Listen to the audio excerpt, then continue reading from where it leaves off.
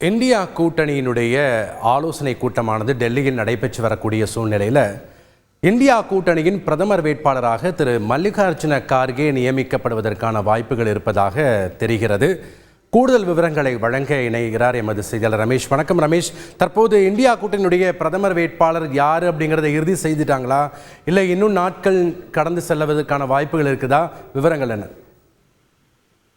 நிச்சயமா இந்தி கூட்டணியினுடைய பிரதமர் வேட்பாளர் குறித்து இன்றைக்கும் முடிவு செய்யவில்லை, இனிமேலும் முடிவு செய்ய போவதில்லை. ஏனென்றால் இன்றைக்கு இந்தி கூட்டணியினுடைய அந்த ஆலோசனை கூட்டம் சுமார் 2.5 மணி நேரம் அசோகா ஹோட்டலில் நடைபெற்றது. இதில் பல்வேறு கட்சிகளை சேர்ந்த 28 தலைவர்கள் கலந்து கொண்டனர். இந்த கூட்டத்திலே எதிர்கட்சிகளுடைய அந்த பிரதமர் வேட்பாளராக மல்லிகார்ஜுன் கடுகேவை முன்மொழியலாம் என்று மேற்கு வங்க முதல்வர் மமதா பானர்ஜியும் டெல்லி முதல்வர் அரவிந்த் கெஜ்ரிவாலும் ஒரு பரிந்துரையை கொடுத்தனர். ஆனால் அது குறித்து கூட்டத்தில் எந்த முடிவும் எடுக்கப்படவில்லை. மல்லிகார்ஜுன் கடுகேவும் அது குறித்து எந்த பதிலும் கொடுக்கவில்லை. பிறகு பார்த்துக் கொள்ளலாம் என தெரிவித்து விட்டார். இந்நிலையில் இந்த கூட்டம் முடிவடைந்த பிறகு கூட்டத்தில் எடுக்கப்பட்ட முடிவுகள் தொடர்பாக கடுகே செய்தியாளர்களை சந்தித்தார். அப்போது பேசுகின்ற போது இந்த கூட்டணியை இறுதி செய்வது குறித்து கூட்டத்தில் ஆலோசிக்கப்பட்டதாகவும், தொகுதி பங்கீடு, அதாவது இந்தி கூட்டணியினுடைய தொகுதி பங்கீடு மாநில அளவில் நடைபெறும் என்று தெரிவித்திருக்கின்றார். உள்ளூரில் அங்க இருக்கக்கூடிய சூழ்நிலைகளுக்கு ஏற்ப தொகுதி பங்கீடு நடைபெறும் எனவும், ஒருவேளை அங்கு தொகுதி இறுதி செய்வதிலே பிரச்சனை ஏற்பட்டால் அதன் பிறகு மத்திய அளவிலே தொகுதி பங்கீடு நடைபெறும் என்று தெரிவித்து விட்டார்.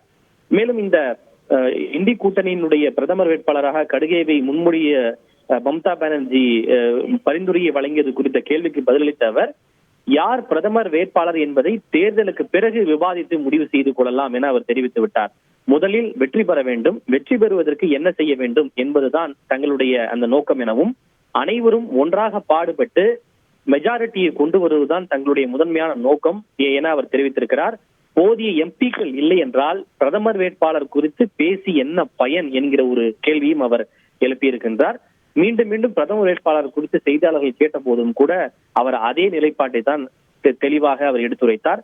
எனவே இன்றைக்கு பிரதமர் வேட்பாளர் குறித்து எந்த முடிவும் எடுக்கப்படவில்லை, இனியும் எடுக்கப்படுவதற்கான வாய்ப்புகள் இல்லை.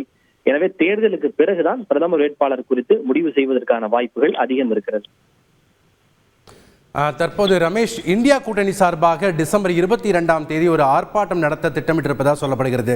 அதாவது எதிர்க்கட்சி எம்பிக்களுடைய சஸ்பெண்ட் செய்யப்பட்டதை கண்டித்து இந்த ஆர்ப்பாட்டம் எங்க எப்ப நடைபெறுகிறது, எந்தெந்த இடத்துல எல்லாம் நடைபெற திட்டமிட்டிருக்கிறது?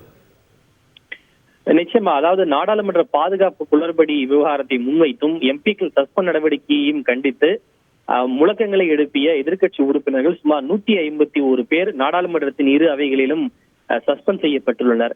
நாடாளுமன்ற வரலாற்றில் முதன்முறையாக இத்தனை எண்ணிக்கையிலான எண்ணிக்கைகள் சஸ்பெண்ட் செய்யப்பட்டிருப்பதாகவும், இன்றைக்கு நடைபெற்ற எதிர்க்கட்சிகளின் ஆலோசனை கூட்டத்தில் இதனை கண்டித்து தீர்மானம் நிறைவேற்றப்பட்டிருப்பதாக அவர் மல்லிகார்ஜுன் கடுகே தெரிவித்திருக்கின்றார்.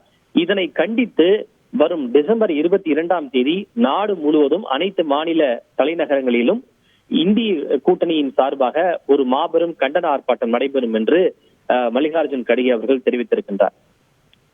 நன்றி ரமேஷ்குமார், உங்களுடைய தகவல்களுக்கு. செய்திகளை உடனுக்குடன் தெரிந்து கொள்ள உடனே சப்ஸ்கிரைப் பண்ணுங்க.